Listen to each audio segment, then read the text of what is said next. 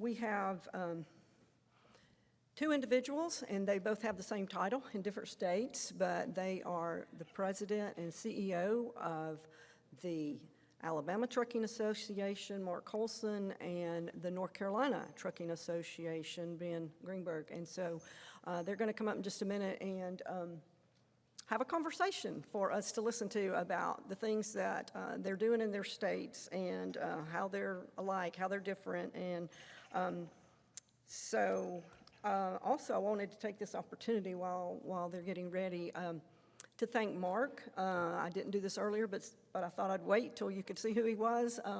But their organization, the Alabama Trucking Association, sponsored our breakfast this morning, so let's thank him for that.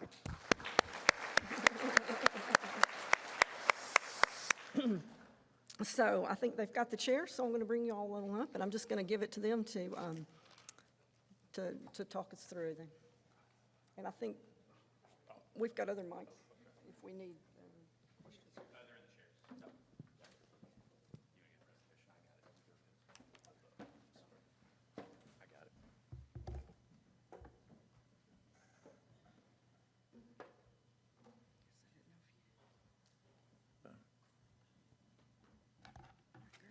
Testing.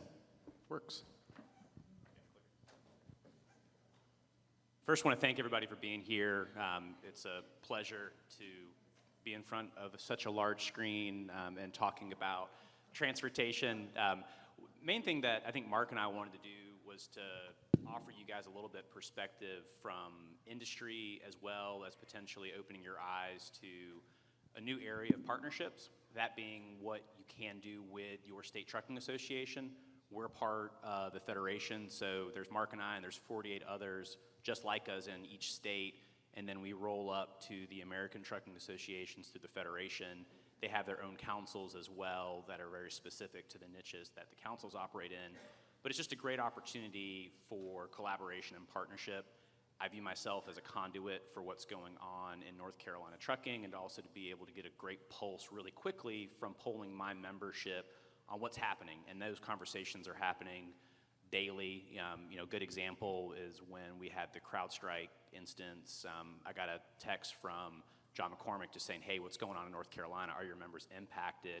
And I was able to immediately get a text thread out with an ongoing text thread from the leaders that represent some of the larger companies in North Carolina and get real-world impacts and get that information back up to FMCSA from a reporting standpoint.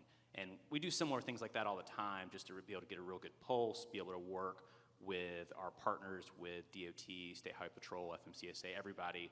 And so I wanted to start, and this might be a boring portion of it, but just to give you one flavor of what one state trucking association does, to give you some sense of what you might see in your other states, so that you've got that opportunity for those conversations. And then Mark, of course, will go into what he's doing with the Alabama Trucking Association.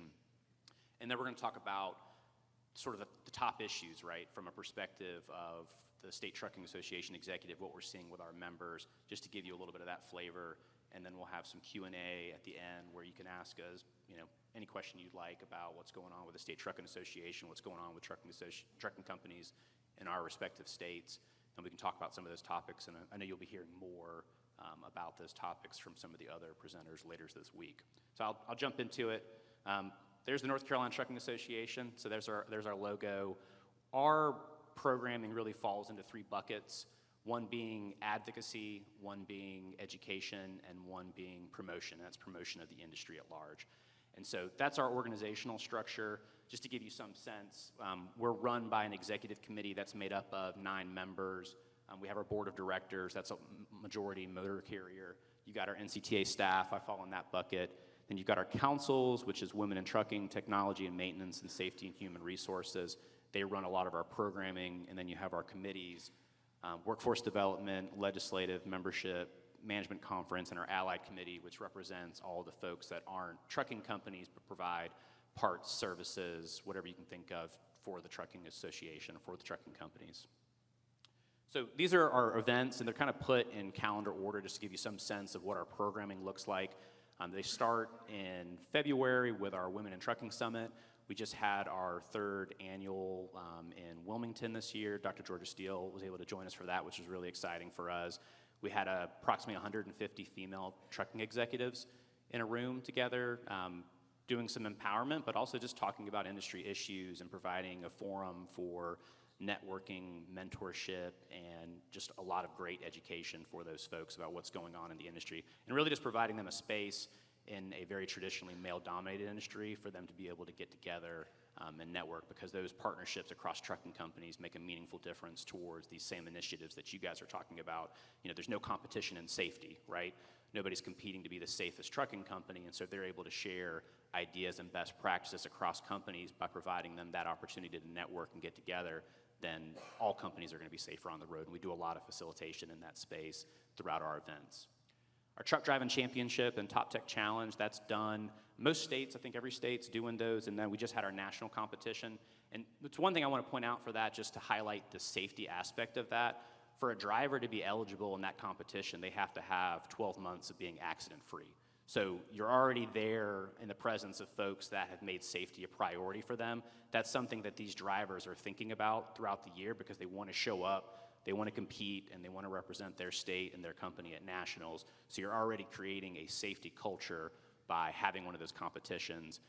We have great partnerships that show up and help us judge those competitions. FMCSA is there helping us with pre-trip inspections.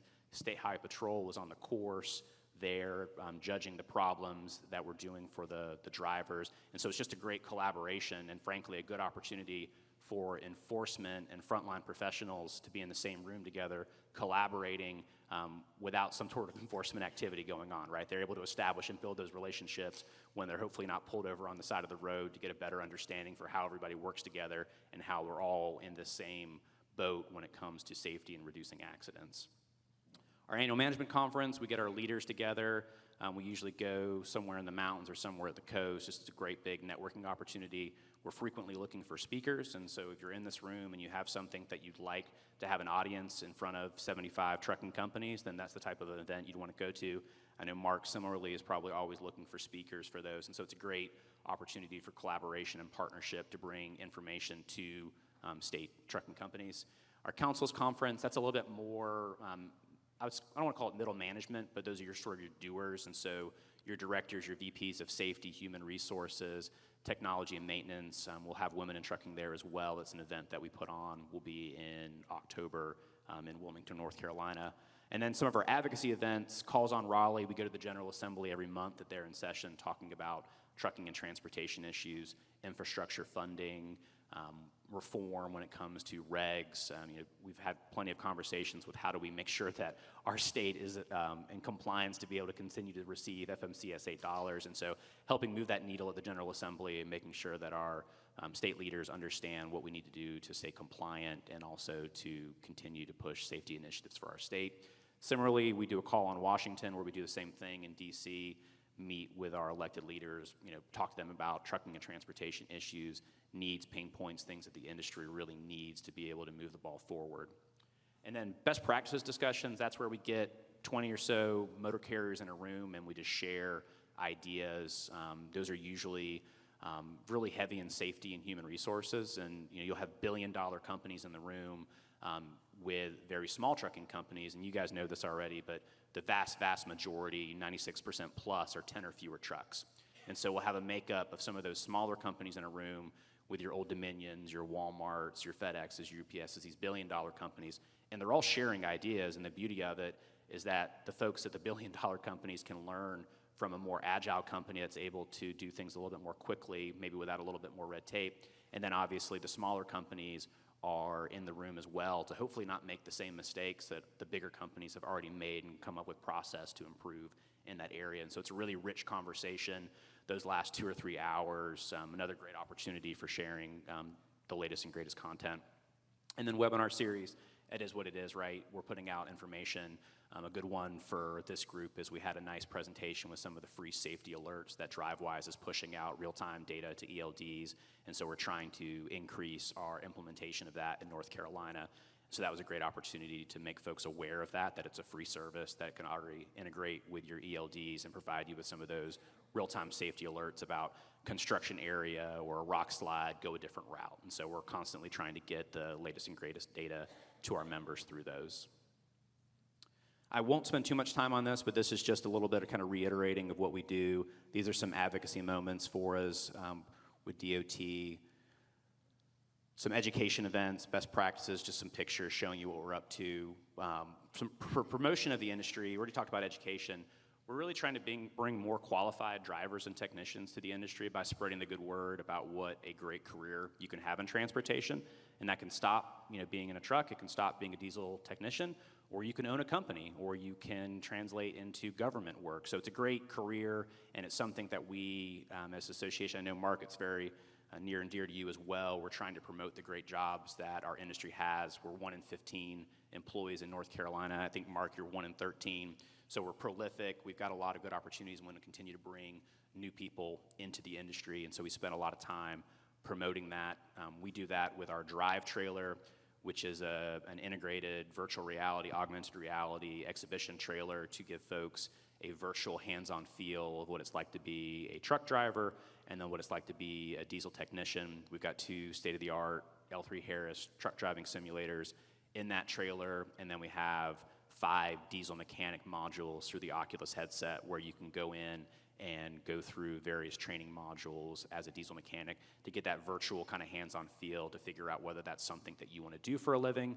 And then these events are typically held at community colleges, so we go through the credentialing process for them, and then we have real-world information about the great paying jobs that are out there ready and available for them, so it kind of closes the gap if they have that inspiration for potentially joining our industry. It's our drive trailer. This is a little promotion thing that we're doing with our drive trailer, so I'll play a short video and then get it over to Mark. Everything I do on the road affects other people, the whole entire chain of commerce. So I'm a part of something bigger than myself. You get paid really well to look out a window, and you wake up to a different sunrise every morning, you go to bed to a different sunset every evening. Realistically, you start this program, you are going to come out of it with a job. You will have a job before you graduate. This industry, it's the bedrock of our entire country. I just decided one day, you know what, the heck with it, I'm just gonna go get my CDL. As soon as I graduated, I had a full-time job working. I have actually been a truck driver for 11 years. There's definitely opportunities to grow, there's opportunities to make really good money. And my kids see me doing it, and they love seeing the trucks going down the road, and just without us, like, the world stops. North Carolina Trucking Association. It's a member-led association, and we go the direction that our members are guiding us and try to advocate, educate, and promote the industry. That's sort of a quick kind of hot take of what we do at NCTA. Every state trucking association is different. You'll hear from Mark a little bit now about what he does at ATA, and then go from there. Well, for those of you not from Alabama, welcome to Alabama. I feel like the mayor getting to welcome you here. Thanks, Ben. Ben and I have gotten to work together now for several years since he's been in this job, and it's an honor to get to work with so many other state association leaders. Renee Amar, I'm not sure if Renee's still in the room, but she's here. She's our colleague from Louisiana, if you haven't met her, and we just have a dynamic group of leaders that are passionate about safety, passionate about this industry and the role it plays in our country and in our states. I think a lot about culture. And I think a lot about what shapes our perception around things. Within a few months of me starting this job as president of the Alabama Trucking Association in June of 2019, within a few months, I found myself at one of our member companies in Birmingham for a driver celebration. It was a 2 million safe mile event, and I'm sure y'all have been to some of those events. They're awesome. I love going to them. Well, this company was celebrating this driver for his safe performance and his role for that company and his family and the community by giving him a wrapped truck that was hot pink with a woman on the side. I actually have a visual of this that I didn't load up, with a image of almost like a Rosie the Riveter woman flexing that says, "Fight like a girl." And the driver's name is Myron Moffitt. And the reason he was so excited to drive this truck was that his mother is a breast cancer survivor, because this truck was honoring those survivors and those who fought breast cancer. At this event, I met a young woman. Her name was Nina. Nina was about 5 foot tall, and she did their driver recruiting. She's very passionate about it. So within moments of meeting her, she's going through this very intense script in her head about how they approach driver recruiting, how they keep drivers, the culture that they've set there. and she's like inching, she's closing the gap between us, right? And her finger is in my face, and she's like, look at me, and I'm like, Nina, I am looking at you. And she says, look at me. I may not drive the truck, but I'm a trucker, and I'm proud of it, and I want everyone to know it. And in that very moment, within a few months of being in this job, that shaped my perception around my role as an association leader of an industry and the work that we do with a lot of partners that are in this room. And we'll talk about some of those in a minute. I'm not as good at this as Ben.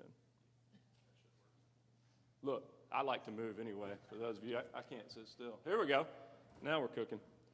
So, for me, my perception around trucking was shaped at this place called Blowout Tire Company in Maplesville, Alabama, started by my grandfather and grandmother, Jack and Christine Latham, in the 1950s. For those of you who drove Highway 82 to come to Tuscaloosa to football games, you passed it, and it was known as the Army Barn. My great uncle started an Army surplus store there, and then we started a tire store. My father still runs, who is their son-in-law, Blowout Tire Company to this day. It's right outside of Clanton now. So I grew up changing truck tires, and I tell that story because I like to say God has a sense of humor, that I would find my way to the Alabama Trucking Association many years later.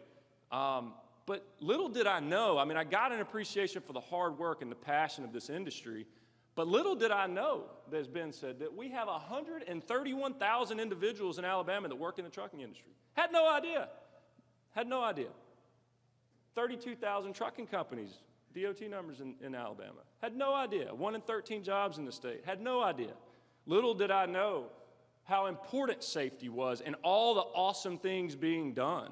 And I'm going to save the information on this slide for in a minute. We're going to talk about partnerships as I wrap. So I'll come back to this. But little did I know the impact that we made.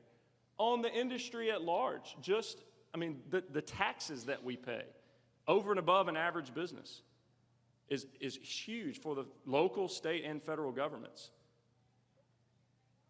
I'm pointing it the wrong way. That's my problem. And then we talk about top issues. So this slide is inaccurate now. We're about to redo this survey thanks to Atri and Jeff Short's here, who's going to be talking to you about electric vehicle technology and realities tomorrow. Number one, who wants to guess what number one is on this list now? Industry folks in the room. What's number one on this list that's on there? The economy. Because for those of you in the government side or regulatory side, you hear it, you feel it because you're working with the industry. But anyone that's how many people in here are in industry? Raise your hand. Okay. They will tell you how difficult this economy is. Even I, as much as I talk to our members, I probably underestimated the challenges of the current economy that everyone's living in. It's masked by the stock market and all those things. I'm not an economist. I didn't sleep at a Holiday Inn Express last night. But the economy is number one. But you can see the type of issues that Ben and I are going, and we're going to hit several of these issues. But when I think about culture, I think a lot about, I'm struggling with this. Who knows what this is? Who is this? It's the Savannah Bananas. If you don't know the Savannah Bananas, they are a quirky minor league professional baseball team that have this awesome culture. These are like highly skilled professional baseball players that are rock stars, but they're also entertainers. It's like the WWE for baseball. And if you've never experienced it, it's amazing. And what I didn't know, and I'm going to try to play this video. I may have to exit out of here. See if this doesn't work. This guy right here, anybody know who that is in the yellow top hat? His name's Jesse Cole. He's their CEO and owner. And I saw this video recently, and if it doesn't work, I'll say what Jesse is trying to say here. This is the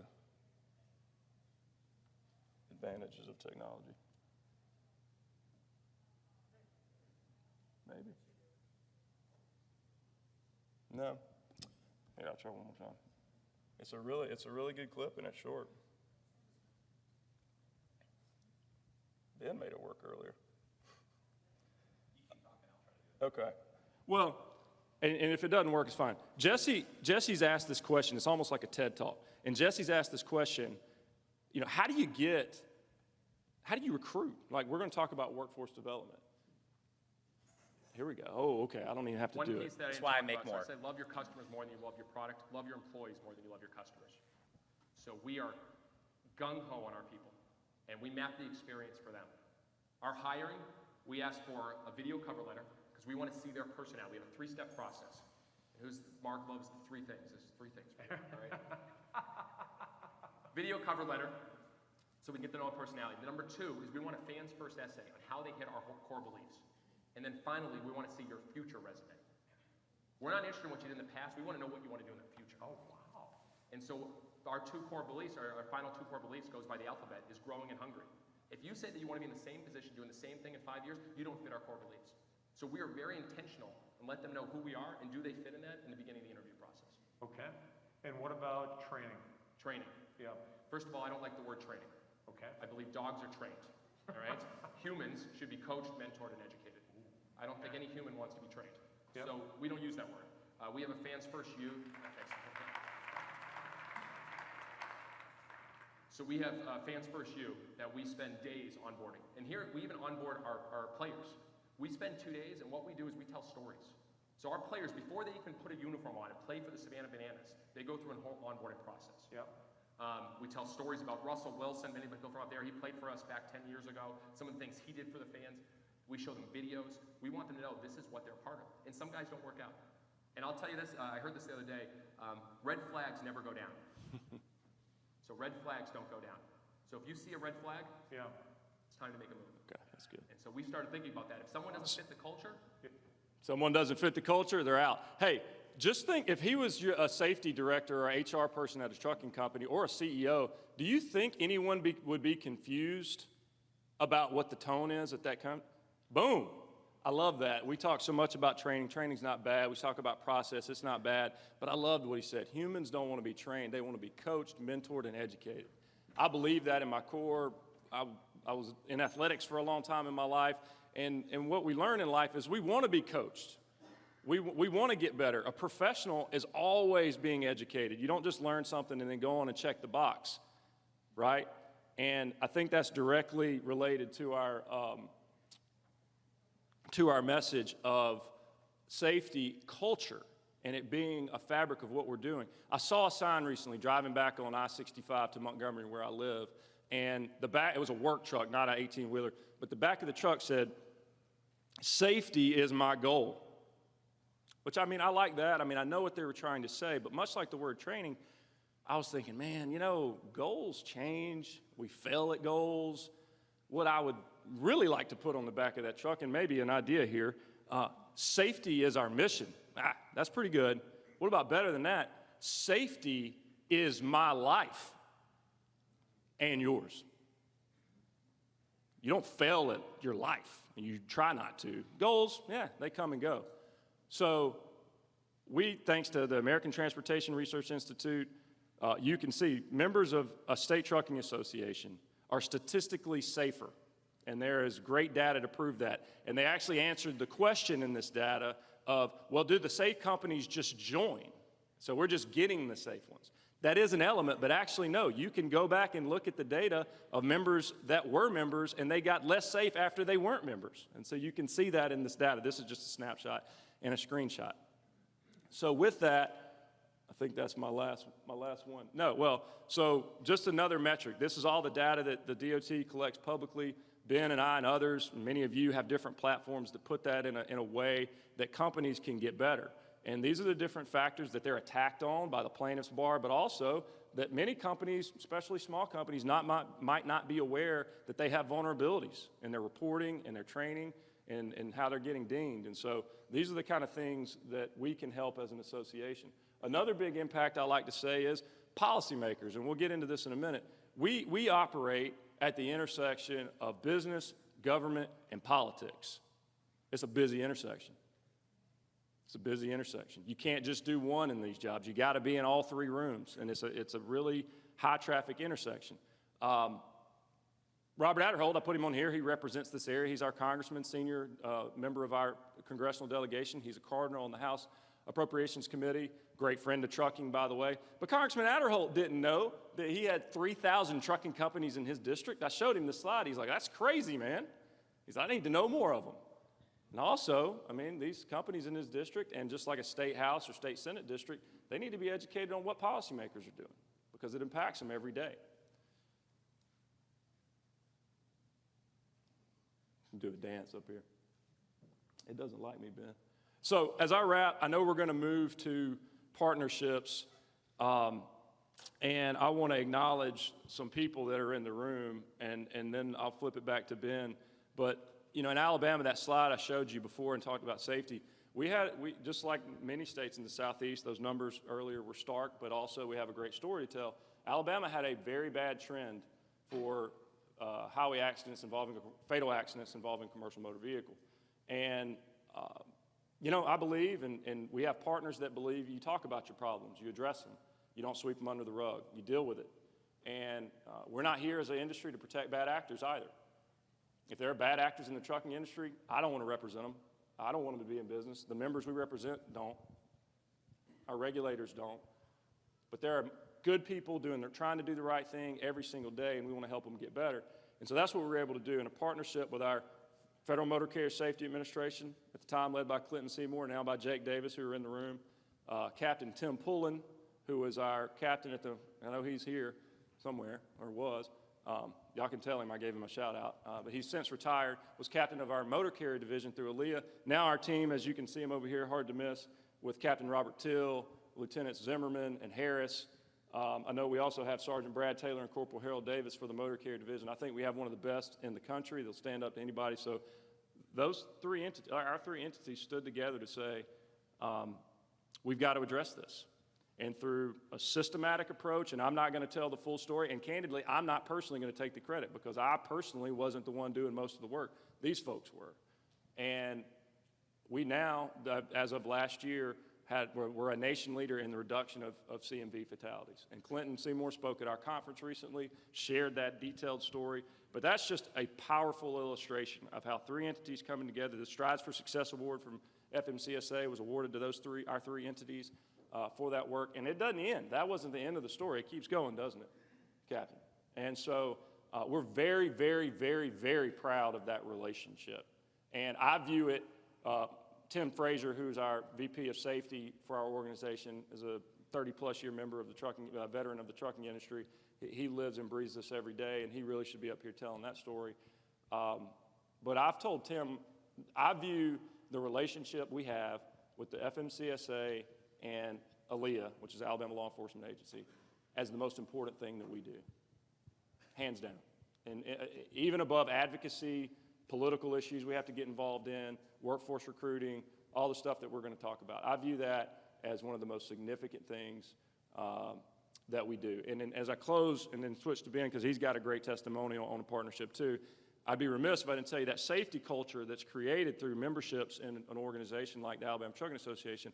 We're blessed to have the Alabama Truckers Association Workers' Compensation Fund. And I got two colleagues here, Candy Woodruff and Ray Hodge. That was created in the early 90s, really just out of a crisis for companies weren't able to get work comp coverage. Well, what that is today is it's a trendsetter for safety,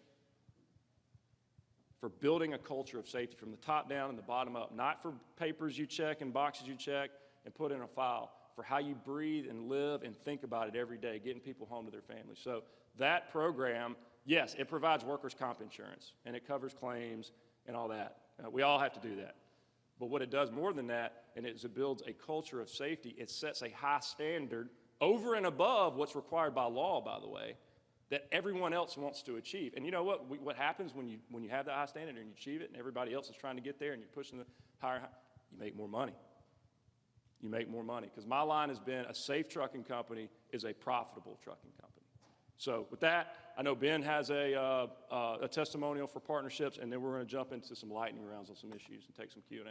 Yep. Thank you, Mark. And so Mark had a little clip up there showing some of that data that we get, and I've had conversation with FMCSA. They're like, well, that's who's scraping our data. And so we subscribe to a tool that it's Power BI, and so it's layering data. Data is power, right? And so we're able to build out these safety dashboards, and to Mark's point, have those real-time conversations with trucking companies that are out there that are maybe not at that level of safety that we'd like them to be at, and we can break that down based off their various areas where they're having issues and have that conversation with them and then go even a step further and then offer them some training on that particular area.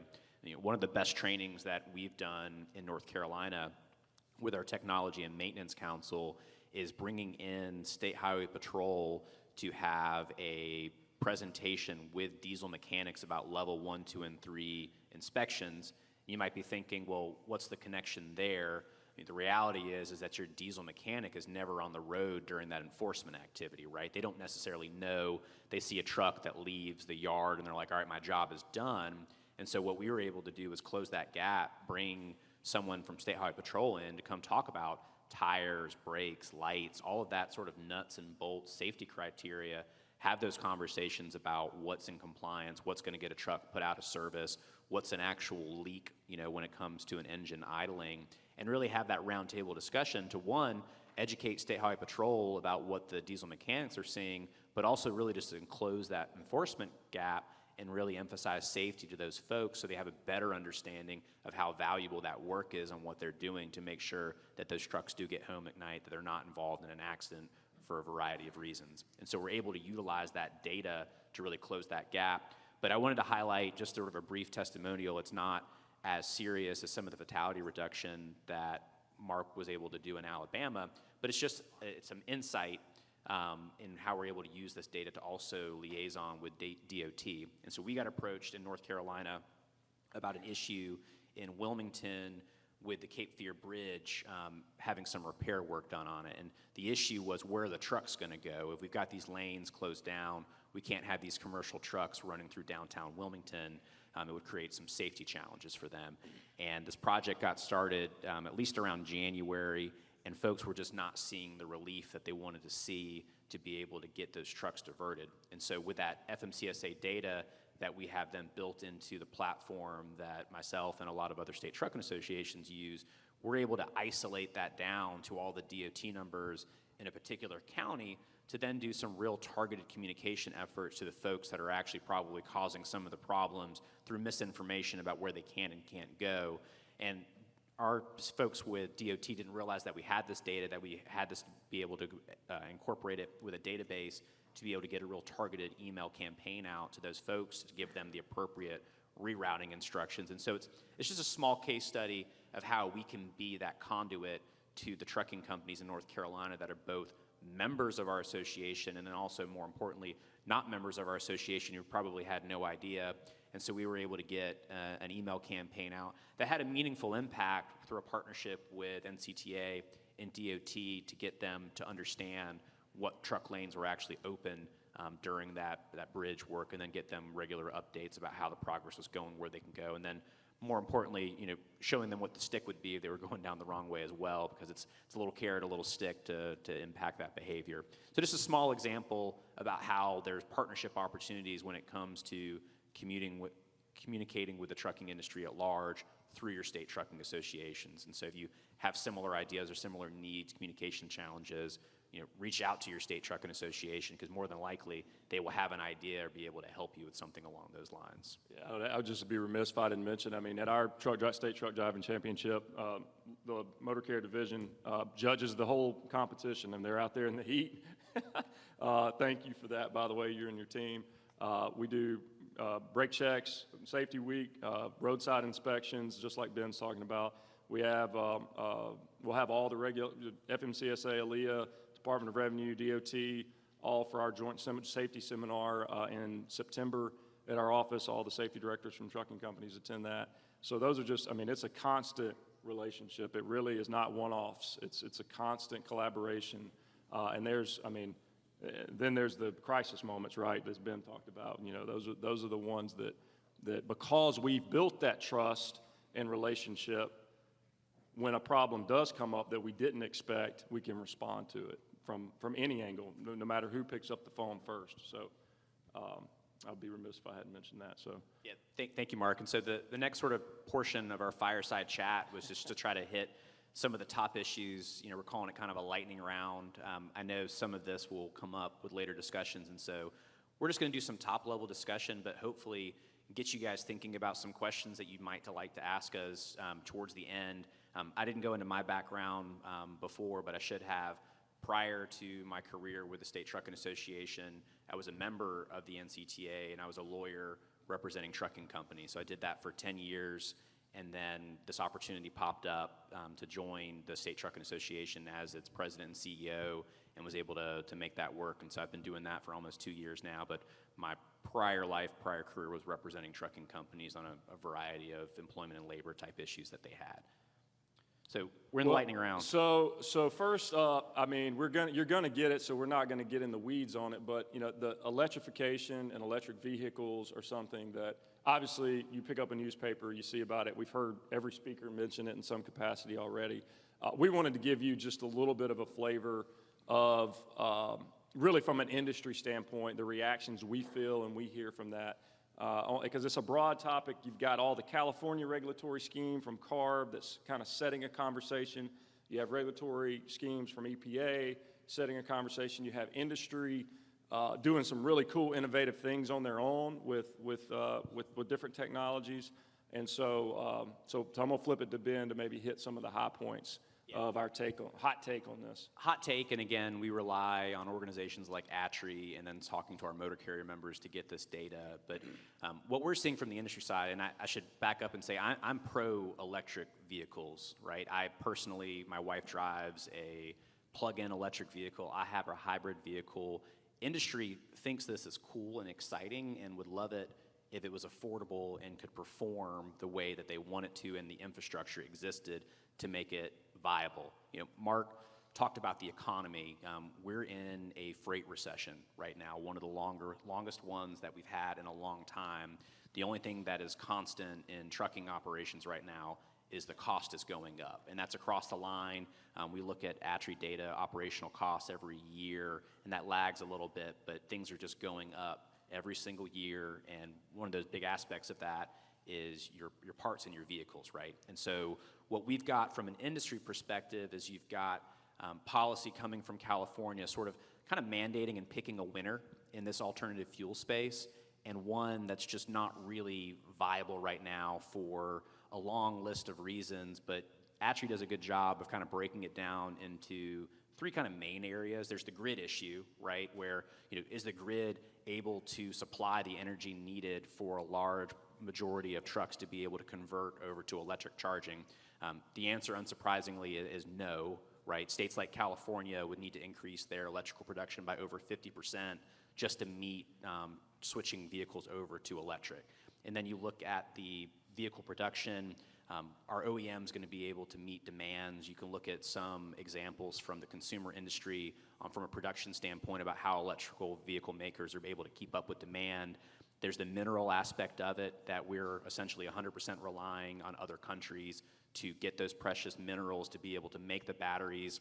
There's a larger conversation about equity and the environment when it comes to those mining operations. You know, is it really green, or is it just exporting our pollution to other countries and letting them deal with that? There's some child labor aspects of it there as well. So there's some huge issues from a production standpoint about getting the actual needs together to be able to even have the batteries. And then there's the truck charging requirements, right? That was my question. It was really genuine curiosity. I didn't know the answer. I had an assumption that the answer to that question might have been that there's zero current charging spots that would accommodate a medium or heavy duty vehicle outside of a private carrier that has decided on its own to invest in that technology. And so the answer was one. I guess it was at Covenant for their one truck that they have. And so you've got all these issues, and we haven't even gone into the regulatory challenges of charging, how trucks operate, slip seating, which means that a truck driver is getting out of that truck and another driver is getting in and that vehicle is continuing to move. What does that charging time look like? When is your cheapest kilowatt hour? That's a question that we had discussion-wise in North Carolina. Does anybody know, when you get your cheapest kilowatt hour generally? What's that? At night. And so, what's that? Yeah, so you're getting your cheapest kilowatt hour at night, at least in North Carolina. I'm assuming that probably follows a similar setup throughout the rest of the country. And so that means that you are financially incentivizing heavy-duty trucks to charge at night, which is when you want a lot of those operations on the road because you're minimizing that impact and that interaction with passenger vehicles. But if you provide that significant financial incentive to charge at night, that means you're releasing those trucks when? at rush hour when kids are going to school? What do you think you're going to see with something along those lines? And then you start talking about capacity challenges, because if you want to improve range, which right now in testing from what I'm hearing from motor carriers is about 160-mile range. So you think about what we do in heavy-duty trucking, that's not going to solve many problems, right? And so how do you get those trucks to get more range? You generally have to have a bigger, heavier battery. Well, what does that mean for the amount of cargo that can get moved on that truck? You're shrinking the amount of cargo, and you just saw some charts about how our appetite for freight is only increasing, right, exponentially. Rail can't handle it. In North Carolina specifically, 85+% of communities are solely dependent on trucking to get freight to them. And so if that demand is going up, you're now having to put more trucks on the road to move the same amount of freight by going with a truck that's 50% heavier because it just happens to be an electric truck. And so the issue that we see from an industry perspective on that is that policy has kind of created an unintended winner, and that technology is just not really there yet to fundamentally solve those challenges. And that hasn't even gone into the cost of the vehicle procurement itself. And I'll share one quick anecdote, and then I'll let Mark add to anything that he wants to add on this space. But we have members that are really excited about this, right? And so one of them is a company that I call on frequently. They have about 70 trucks out of Charlotte, North Carolina. They're a Ukrainian family. They're just good, salt-of-the-earth people that tell that sort of traditional, awesome story about trucking in the United States. And so they saw that Tesla was going to be offering some electric heavy-duty trucks. They've always wanted to lean forward when it comes to implementing technology, and so they put in an order. They were really excited about it. They reserved a truck. And then they started seeing the financial aspects of it very quickly, and the fact they couldn't even get the truck, but it was going to cost them 2 or 3 times the cost of a normal power unit. It was going to cost them $1 million to upgrade the infrastructure on their yard to be able to charge it. And so you just see stories about that. Like, these are companies that are doing it on their own. And the one last anecdote that I'll share is there was a company in Illinois that decided that they were going to have 30 electric trucks on their yard. And the city shut them down because charging those 30 trucks would have equaled the entire demand of electricity for that city. The city said, no, you can't do that. And so that's the other challenge that we see with the grid, is that the general way it works, at least in North Carolina, is that when there is an increased draw on the grid, the utility company will then come in and start building infrastructure around that increased draw. So if I was Greenberg Trucking Company and I wanted to order 200 electric trucks to start charging terminal in North Carolina, it could be 2 or 3 years from once I acquired those trucks before the grid might actually even be upgraded around me to even be able to accommodate what I'm doing. And so it's just a challenge, right? And nobody's against clean air. I think Mark and I would echo that the industry doesn't necessarily get enough appreciation for what it's done over the past 20 plus years. A good anecdote is it would take 60 trucks today to equal the emissions of 1 truck from 1988, I believe is the number. So you got to acknowledge some of what progress we've made, and then potentially look for other alternatives that can meet those goals that don't create the same infrastructure challenges. One of the big topics that we push with our calls on Washington is consideration of the repeal of the federal excise tax on commercial trucks, which you guys have probably heard about that before, right? That's that 12% tax. If I had a candy bar, I would offer a prize, but can anybody tell me when that tax originated, that excise tax? I know he knows. Anybody have a random guess? It was a World War I fundraiser effort. And so part of my job, as Mark mentioned, is the intersection of all those things, including politics. I was able to go to Washington, D.C. and spread the good news that we won that one, and we won the one after that. And so maybe we should consider, finding another way to raise bucks. But it's really important because there's been fundamental technology changes in commercial trucks. The pinnacle year that we point to is 2010.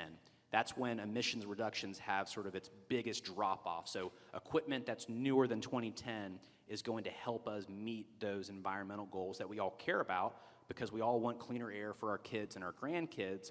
And so one way to incentivize that would be to reduce that World War I fundraiser tax that's potentially costing you $25,000 per power unit on an ICE engine, or potentially $50,000 on a battery electric engine, and think about the secondary effect of newer trucks getting to the bigger companies and then newer trucks going on the secondary market to these vast majority of smaller companies. And then from the safety standpoint, which trucks have the modern safety technology on it, right? It's the newer trucks. And so it all flows in together. And if you think about it from an idea standpoint, you're potentially accomplishing what California is trying to do from an emissions reduction by just incentivizing people to get rid of that pre-2010 equipment. And then the added benefit is you're more likely to have that safety technology automatically installed on those newer trucks. So it's a win-win, but it's something that we talk about regularly. And I'll just add that can be done today. I mean, that's available today, and it has a safety, environmental, efficiency, cost of operation impact. There's really not a downside except for politics. Our next topic, Ben, I'll jump into it. It's going to be AV. We're going to move. You're going to have a panel on autonomous vehicles. Again, I think Ben and I would both share that we are bullish on autonomous technologies. We don't really see the robots coming to take over. Obviously, all of our cars have autonomous technologies in them, levels 1 through 4, 1 through 5. I like to say when I try to, I'm not an extremely complicated guy, so when I've talked to the media about AV, I always try to keep it real simple. I said, autonomous technologies are not a lit switch you just turn on and off. It's an evolution, right? And so, but I think the one cool story I know we've got friends from Aurora and Kodiak here, wherever you guys are, that y'all are going to hear some really cool stuff that those companies are doing. But another company, Gaddick, we heard from this summer, and I think Ben maybe can give a couple of high points, or I can too, of just that quickly, and we'll move on. So to the next they're topic. already out there, right? They're not intended to replace the commercial driver. They're intended to remove lanes that drivers don't enjoy operating in. And so the partnership that we learned about during our summer meeting, where we get all of our state trucking association execs together, was between Tyson and Gaddick. And Tyson had a cold storage issue, right? You guys have all heard of Tyson, right? You get your frozen chicken that helps me feed my son at night, even though he says he likes chicken, and the next day he doesn't like chicken. But you get my point. So they have cold storage issues, and they have to acquire additional facilities, which were really short runs, like 20 miles or less from their production facilities to cold storage. Their drivers hated those routes, right? They're short routes, they're in congestion, they're in traffic, they're going back and forth, it's repetitive. Their drivers wanted to get on the road and drive. And so they were able to partner with a company like Gaddick and get autonomous trucks that are operating today in Arkansas. They're driving those miles and they're doing it, and they can run 24/7. And from a safety standpoint, they are alternating their routes to avoid turns that might be considered dangerous, right? So they're basically, how can I map this production facility to cold storage where I'm only taking right turns, right? I'm doing it in a safe way to be able to mitigate some safety events and also be able to operate in a more efficient way. And so they see it as something that's augmenting their workforce and taking out work that their drivers don't want to do while helping them ease the burden of hiring needs, which we'll talk about a little bit when we get to our next topic, which is workforce development. Yeah, do you want me to shoot here? Shoot. So, when I started in this job, make sure we're on time. We're good, right? Okay, 12 minutes. Obviously, workforce development, workforce struggles. I mean, you have it if you're in law enforcement, you have it if you're in business. It doesn't matter the industry, doesn't matter the job. We all have workforce challenges. There's a lot of reasons for that, but I would go meet with CEOs of trucking companies in the state and around the country. And, being the new guy, say, what's up? I'm Mark. What are your challenges? And obviously, we need more drivers was in every conversation it came about. So being the kind of young guy, naive guy, I would say, well, what do you think we should do about that? Very experienced person that has been running the successful trucking company for a long time. And you get feedback, but obviously there's no silver bullet. There's no silver bullet. And, obviously the pandemic gave highlight to a lot of industries that never stopped running, which we were thankful for. But what came out of those conversations for me was we've got to take ownership as an industry to tell our own story. And other industries have done this successfully. We were behind the 8 ball. And I'm just talking about Alabama, but I think we could probably say that in every state and probably nationally. And so fast forward over a rigorous work, we at the Alabama Trucking Association, through some dedicated work of our leadership, decided that. We decided it is our job to secure our future workforce. And right now, today, you can go on the internet, and Google, or turn on Road Dog Trucking on your Sirius XM radio or whatever, and you can find a national debate on the trucker shortage, right? You got a group of people who say there's 60, 80,000. You know, economists try to factor these numbers. I'm not an economist, clearly. Then there's folks who will say there's no truck driver shortage. We just need to pay people more. You know, I mean, they're probably both right, you know. But I don't get caught up in that conversation because I think 100% of us in this room and outside of this room can agree on this premise. We need high-quality people going into high-quality training programs. Coaching programs. Coaching programs, thank you. Going to work for high-quality companies or starting a high-quality company for themselves. Who can argue with that premise? Key the high quality on that. And so part of that culture shift that I talked about really resonated through a campaign that's now called My Trucking Future. And I've got some stickers for anybody who want it. If you have your phones, go to mytruckingfuture.com. And essentially all this is a workforce campaign for trucking in Alabama, and then maybe throughout the country. Ben has a similar program in North Carolina, which is really cool. But this is really about storytelling, because through all of our research, we found out that there are really awesome people doing really awesome work. We got to let people know, the right people, the high quality people, know about that and say, oh, I can do that kind of work. So that's what we did through this campaign. And you can go to that site and you get these are real people. These aren't actors.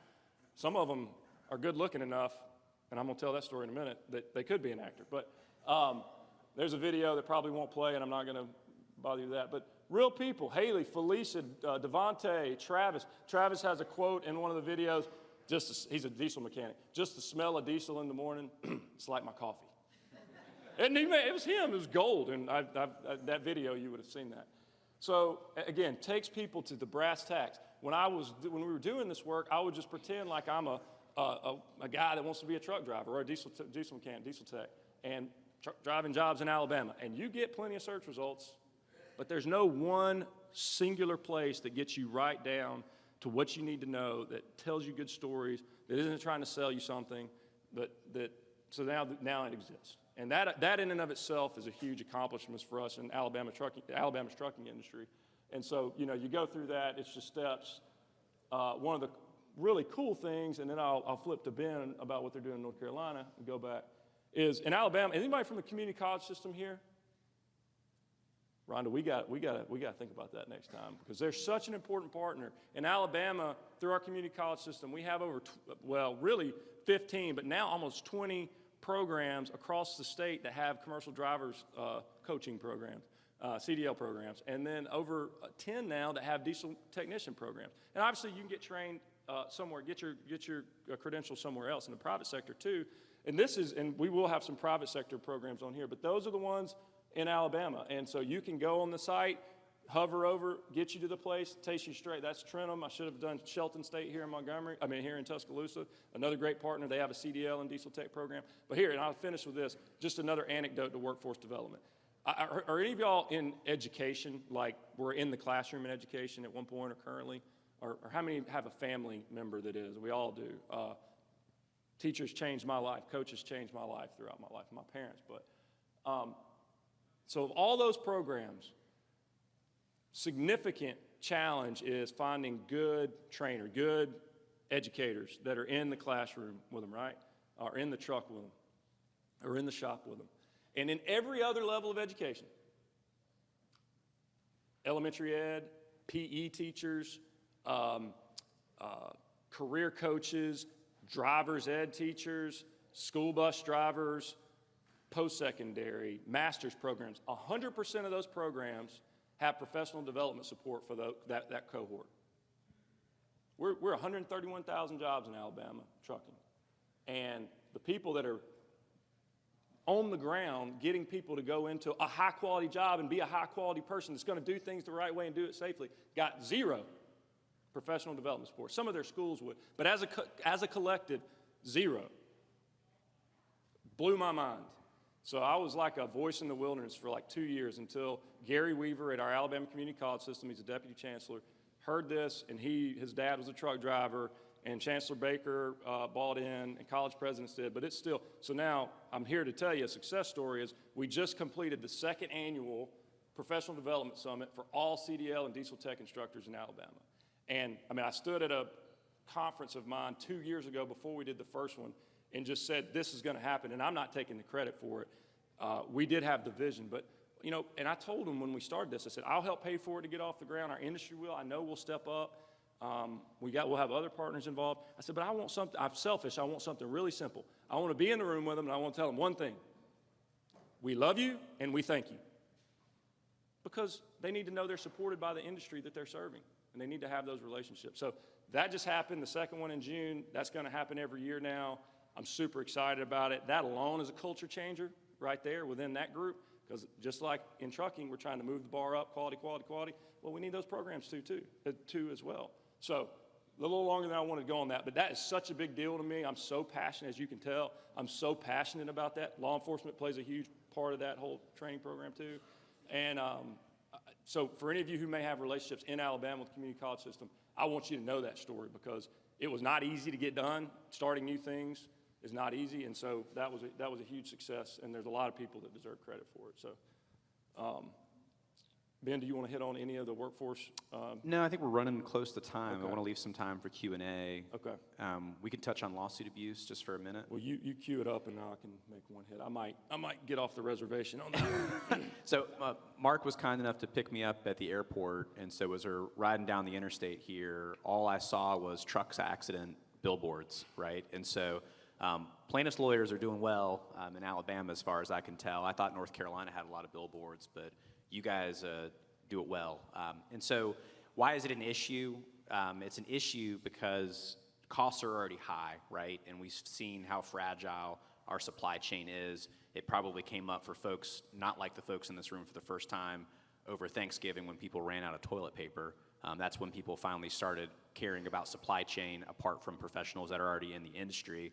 But lawsuit abuse is a real challenge for us because plaintiffs' lawyers are targeting our industry in a way that's not actually about repairing a wrong that happens out on the road. I haven't met a single person in this industry that doesn't think somebody that's hurt in an accident that's caused by a company that just shouldn't be compensated in some form or fashion. But what's happened is with these nuclear verdicts, folks have really kind of lost the concept of what a dollar is worth.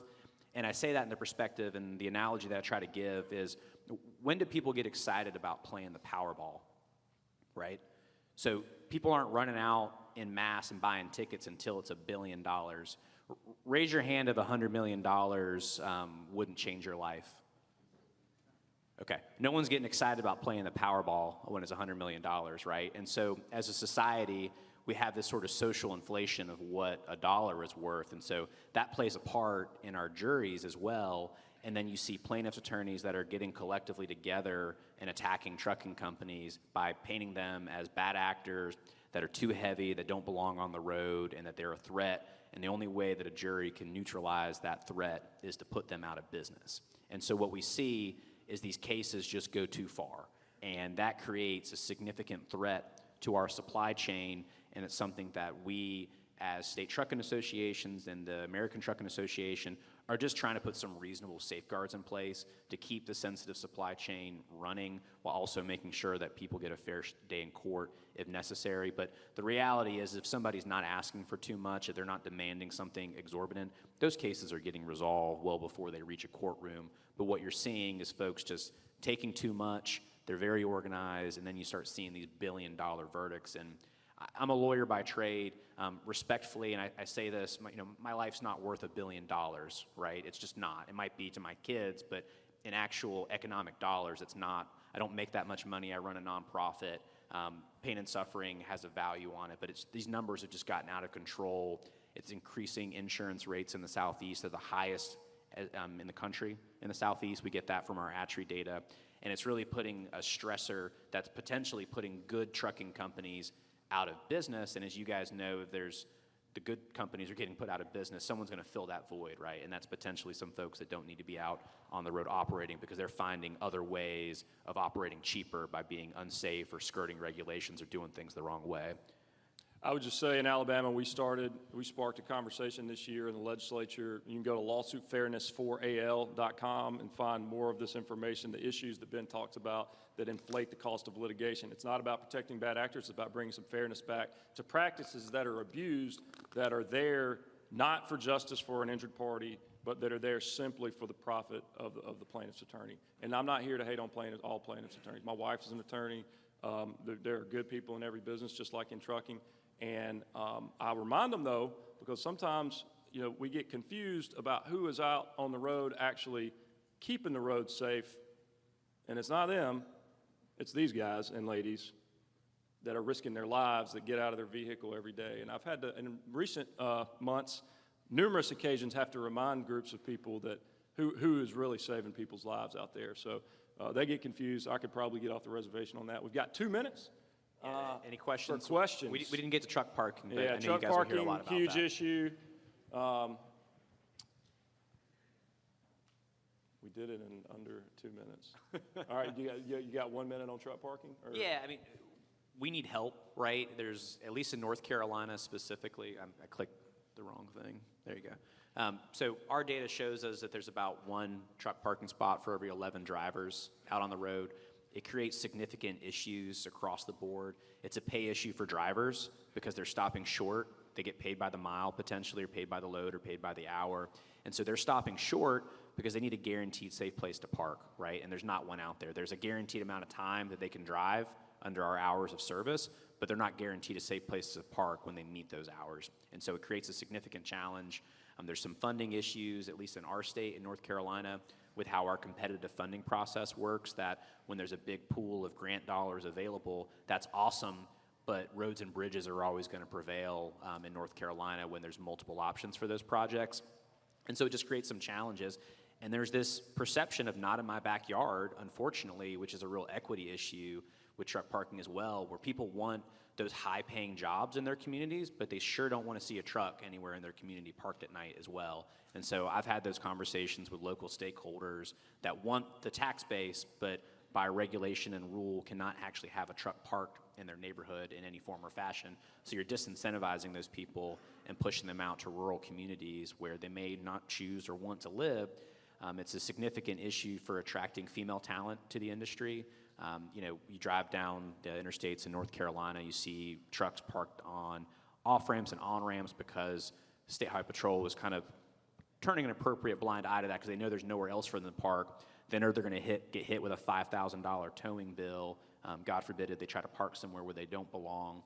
And so it's a real challenge, and we just need more partnership, more discussion, and more solutions driven about finding the space, whether it's reactivating rest areas that have been shut down during the pandemic, that's existing asphalt, that's on the interstate system, whether it's talking about opportunities to add truck parking to way stations. We probably would have to do some PR that the driver's not going to wake up to a level 1 inspection just because their truck's clean. But, coming up with some solutions like that where there's existing asphalt that's out on the road, dollars that we can actually get, and then get that technology out there to be able to get that real-time information to the truck drivers, because without the information, without the real-time data, they're just going to keep driving down the road or stop short of their destination, which is a pay problem for them. It's an efficiency problem for needing more trucks on the road to move the same amount of freight, which is less safe. And then it's a business issue because underutilization is hurting the company's bottom line and their ability to remain profitable and keep our goods and services moving. Thank you. You did it. And I would just add on that in Alabama, for our DOT brothers and sisters that may be in the room, we've had those conversations. There's a study that's been done, but we need really good data because and read the political tea leaves, no matter if it's a Republican or Democrat administration. I fundamentally believe, and I think it's a wide view, that there will be a dedicated pot of truck parking funding at some point in the near future. The state's going to compete for that, and they're going to get it if they have the data and can make that case. And I would just suggest that we need to work on that together a little more aggressively. And so I'll leave with that. As we close, I just want to say all of you have very difficult jobs, whatever your roles are, and the different, what you bring to the table here from all the different aspects. And I personally, I know on behalf of Ben, want to thank each of you for the work that you do. Thank you's not enough, is what I should say, especially for those boots on the ground that are putting their lives at risk to save others. So thank you for allowing the opportunity for Ben and myself to share, and we'll be around for lunch if any of you have any other questions. So thank you very much. Thanks, everybody.